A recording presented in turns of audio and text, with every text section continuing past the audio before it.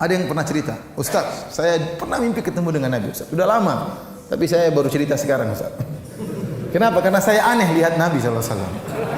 Gimana? Jadi saya ketemu dengan Nabi SAW, ada beberapa orang, dan dia bilang saya Rasulullah SAW. Tapi waktu saya lihat Nabi pakai songkok nasional, kemudian pakai sarung.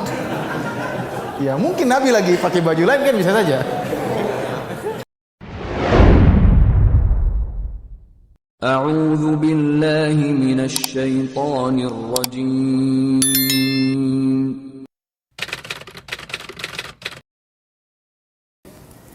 Di antara sumber akidah yang keliru adalah menjadikan mimpi sebagai sumber akidah. Ini juga musibah banyak menimpa saudara-saudara kita dari antara kaum muslimin. Ya, tiba-tiba dia melakukan satu amalan, dalilnya mimpi. Dapat wangsit dalam apa? Dalam mimpi. Yang lebih canggih, saya bermimpi ketemu Nabi SAW. Nabi ajarkan saya wiridan ini. Nabi ajarkan saya solat ini misalnya. Kita bilang Rasulullah SAW meninggalkan banyak hukum-hukum, hadis-hadis Nabi SAW banyak. Itu aja antum, ini jelas dari Nabi SAW. Sanadnya sahih. Adapun dalam mimpi masih banyak kemungkinan. Kau salah lihat, kau salah dengar. Ya. Mimpi kan tidak jelas seperti orang lagi bangun. Ya. Kenapa kau meninggalkan yang jelas, hadis-hadis Nabi, hukum-hukumnya yang sudah dijelaskan oleh para ulama, kemudian kau berpaling kepada sesuatu yang tidak jelas? Taruhlah kau benar-benar bermimpi dengan Nabi dalam mimpi, bertemu dengan Nabi dalam mimpi. Itu pun suatu yang tidak jelas. Apalagi para ulama telah ijma', kata Nawawi rahimahullah dalam Majmu' Syarh al-Muhadzab, Al-Majmu' Syarh al-Muhadzab, kata beliau, ijma' ulama tidak boleh mimpi dijadikan dalil. Mimpi itu paling banter hanya untuk istiqnas, untuk penguat. Contohnya bagaimana? Contohnya seorang dalam tidur bermimpi ketemu dengan Nabi, kemudian Nabi bilang, wahai fulan, hendaknya kau berbakti kepada orang tuamu. Itu enggak jadi masalah.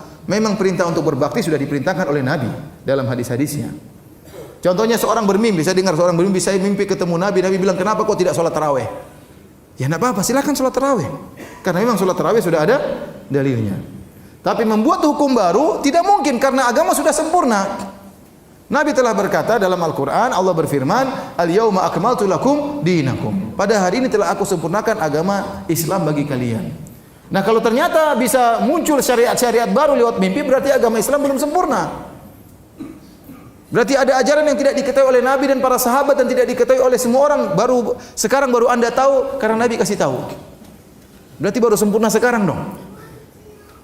Kalau begitu caranya, agama tidak akan pernah sempurna sampai tunggu bid'ah yang terakhir muncul baru sempurna. Paham atau tidak? Ya. Karena kelaziman daripada bid'ah sebagaimana perkataan Imam Malik rahimahullahu taala. Ya. Wa man za'ama annal bid'ah, barang siapa yang menyangka bahwasanya ada bid'ah hasanah, faqad za'ama anna Muhammadan khana risalah. Ya. Barang siapa yang berpendapat ada bid'ah hasanah, maka dia telah menuduh Muhammad telah berkhianat terhadap risalah. Berarti ada sesuatu yang belum disampaikan oleh Nabi. Kenapa? Karena Allah telah berfirman, Al-yawma akmaltu lakum dinakum. Pada hari ini telah aku sempurnakan bagi kalian agama kalian. Ya. Maka tidak mungkin Nabi kemudian membuat syariat baru dalam mimpinya.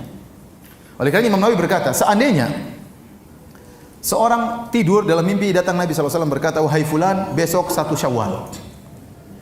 Kata Imam Nawawi, tidak boleh dia percaya dengan mimpi tersebut. Besok dia tetap harus lihat hilal. Karena yang nyuruh lihat hilal juga siapa? Siapa yang suruh lihat hilal? Nabi SAW juga.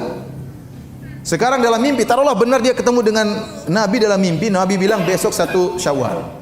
Sementara dia tahu dalam hadis-hadis yang sahih Nabi mengatakan sumu li ru'yatihi wa aftiru li ru'yatihi. Kata Nabi berpuasalah karena melihat hilal dan lebaranlah karena melihat apa? Hilal. Maka terjadi pertentangan antara apa yang dilihat dalam mimpi dengan hadis-hadis Nabi yang sahih. Kata Imam Nawawi harus ikut hadis-hadis yang sahih. Jadi harus tetap lihat apa? Hilal. Tidak boleh kemudian saya tidak mau lihat hilal karena saya percaya dalam mimpi ketemu dengan Nabi SAW. Ini kalaupun kita bertemu dengan Nabi dalam mimpi. Kenyataannya banyak orang yang salah lihat Nabi dalam mimpi. Benar, Nabi berkata, "Man ra'ani fil manami faqad ra'ani, fa inna syaitana la yatamatsalu bi." Kata Nabi sallallahu alaihi wasallam, barang siapa yang melihat aku dalam mimpi, sungguhnya dia telah melihat aku, karena setan tidak bisa meniruku. Setan tidak bisa meniru Nabi, tapi setan bisa ngaku-ngaku sebagai Nabi.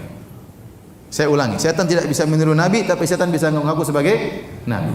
Contoh, saya ketemu dengan teman saya waktu saya di Papua, dia cerita, Firanda, saya lihat Nabi. Bagaimana ceritanya? Hari pertama saya berkelahi dengan setan dalam mimpi. Terus hari kedua saya berkelahi dengan setan. Masya Allah, mukadimahnya bagus. Hari ketiga berkelahi dengan setan. Hari keempat saya bertemu dengan Nabi, dengan para sahabatnya. Bagaimana ciri-ciri Nabi? Nabi wajahnya bersih bercahaya. Ada jenggotnya enggak? Enggak ada. Dia bukan Nabi. Itu Nabi liberal itu. Salah. Ada orang juga pernah mengaku bertemu dengan Nabi. Nabi bersahaja, Nabi berwibawa. Gimana ciri-cirinya? Rambutnya putih semuanya, jenggotnya putih. Tidak benar. Nabi waktu meninggal tidak punya uban, tidak sampai 20 helai. Itu bukan Nabi SAW. Nabi tidak pernah punya rambut sampai putih seperti itu. Enggak pernah. Itu berarti bukan Nabi SAW.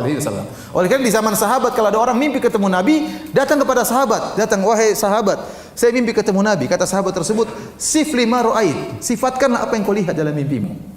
Saya lihat begini-begini, itu Nabi, kata sahabat tersebut. Karena sahabat tahu tentang ciri-ciri siapa? Nabi SAW.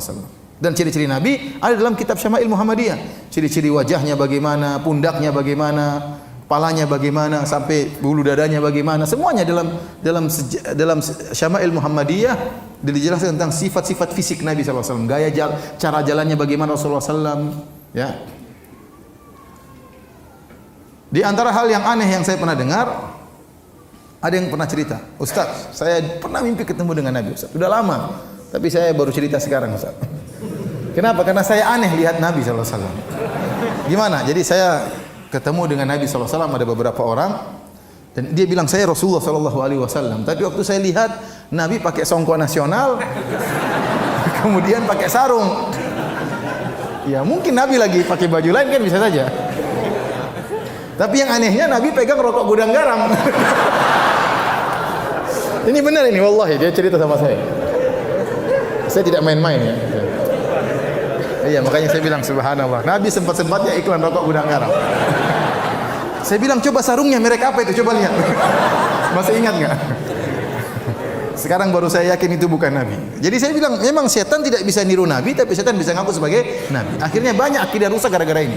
Contoh, akidah yang tersebar di tanah air kita. Beberapa tahun yang silam, pada zaman dahulu kala, tersebar sebagian orang menyebar fotokopi tentang penjaga kuburan Nabi bertemu dengan Nabi. Dan Nabi mengatakan telah murtad dari umatku setiap tahun sekian.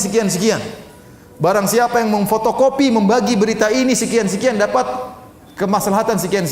Barang siapa yang tidak mengkopinya dapat celaka kualat sekian. Itu tidak? Orang-orang ketakutan dapat itu. Ini gara-gara mimpi. Sampai saya ketemu orang di pom bensin, sudah azan maghrib. Dia bagi-bagi, ketakutan dia. Kita sholat, dia tidak sholat. Dia tidak sholat, dia tidak takut. Tapi kalau tidak bagi kertas itu, dia ketakutan. Ini gara-gara apa? Mimpi ketemu Nabi. Gara-gara mimpi ketemu Nabi. Contoh lagi, ada orang mimpi ketemu Nabi. Dan ini yang dialami oleh Ibnu Arabi. Ibnu Arabi orang sesat. Ya. Penganut wahdatul wujud.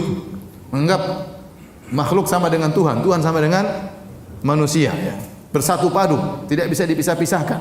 Makanya dia mengatakan di antara syairnya, al-abdu rabbun wa rabbu abdun, ya laita syi'ri manil mukallaf. Kata dia, hamba adalah Tuhan, Tuhan adalah hamba. Kalau gitu siapa yang disuruh untuk beribadah? Siapa yang untuk salat? Kalau kau suruh dia salat, dia juga Tuhan. Mau sembah siapa? Ya.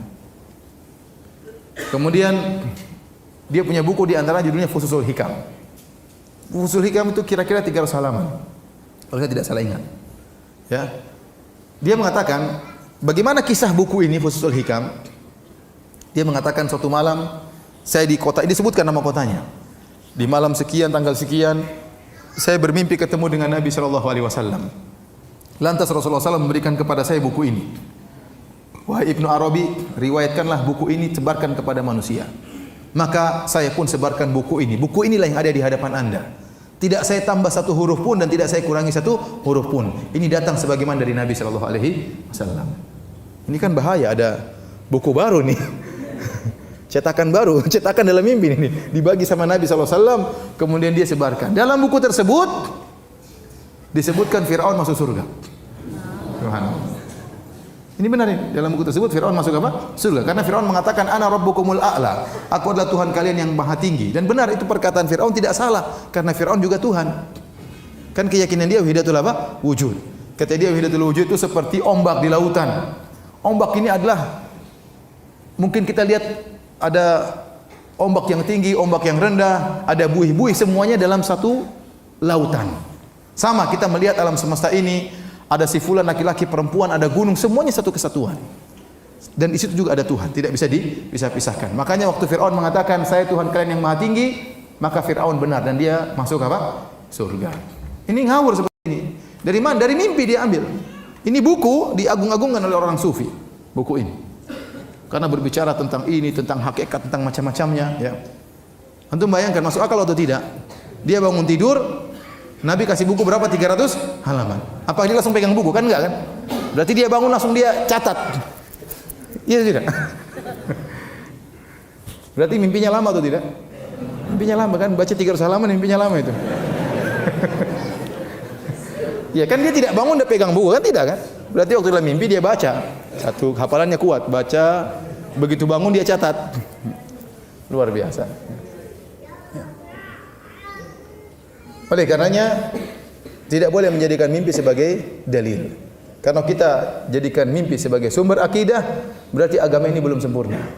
Berarti ada perkara yang Nabi tidak tahu dan para sahabat tidak tahu, baru kau diberitahu sekarang. Ya, ini tentunya tidak benar. Ya. Yang lebih parah, orang yang mengambil akidah dengan meyakini bahwasanya dia ketemu Nabi langsung, dan ini parah, bukan sekedar mimpi, bahkan Nabi keluar dari kuburan ketemu dengan dia. Ini lebih parah lagi. Ya. Seperti ada sebagian thariqat ya yang menyebutkan bahwasanya pemimpinnya pernah datang ke Masjid Nabawi. Kemudian rindu bertemu dengan kakeknya Rasulullah sallallahu alaihi wasallam. Maka dia pun menyampaikan nasyid-nasyid, syair-syair tentang kerinduannya bertemu dengan kakeknya. Dia ingin berjabat tangan dengan kakeknya. Tahu-tahu kuburan Nabi bergerak, tahu-tahu tangan Nabi keluar, siap untuk dia apa? Berjabat tangan. Ini benar, saya tidak ini disebutkan oleh mereka. Thariqat tertentu. Thariqat apa? Tertentu. Bahkan ada orang seperti itu di tanah air kita. Yang sekitar tahun 2000-an dia berkata saya pergi ke Madinah. Kemudian tiba-tiba kuburan Nabi bergoyang. Juk, cak, juk, cak. Kemudian tiba-tiba Nabi keluar, lantas Nabi pun datang kepada saya, Nabi pun mencium kedua lututku. Subhanallah. Ini ngawur. Sekarang orang ini luar biasa. Acara kematiannya sampai macet di mana-mana. Orang ini, videonya masih ada di YouTube. Orang begitu bodohnya meyakini hal seperti ini. Kasihan. Siapa yang peringatkan kaum muslimin yang ribuan, ratusan ribu seperti itu? Saya bicara juga saya ini siapa? Harusnya orang-orang besar, ya kita hidup untuk mengingatkan umat dari kesyirikan, dari pengkultusan yang tidak benar. Anda harus menyampaikan. Terus kalau tidak, siapa yang menyampaikan? Harus ada yang menyampaikan. Ya, menyedihkan. Ini orang Indonesia seperti ini. Antum bayangkan kalau Nabi keluar, apa penjaga kuburan? Nabi mau kemana Nabi? Kira-kira gimana? Sebentar, saya mau ke situ. Kan pasti heboh atau tidak? Heboh. Nabi keluar tiba-tiba. Ya. Apalagi dia bilang kuburan goyang, juk, cak, juk, goyang kan apa enggak heboh? Namun demikian, ya. Ibnu Taimiyah mengatakan, segala kesesatan, sesat apapun, sebahlul apapun, seaneh apapun pasti ada pengikutnya. Benar. Pasti ada pengikutnya. Ente percaya sama siapa? Siapa namanya? Lia Aminuddin. Katanya malaikat Jibril mau turun di Monas. Ada yang percaya atau tidak? Ada yang percaya. Waktu malaikat Jibril tidak jadi turun, kenapa landasannya belum ada? Ya, ada yang pengikutnya, terkadang pengikutnya orang pintar, orang kaya, dokter dan macam-macamnya. Kesesatan apapun, seaneh apapun, pasti ada pengikutnya. Karena iblis menghias. Iblis menghiasi keanehan-keanehan.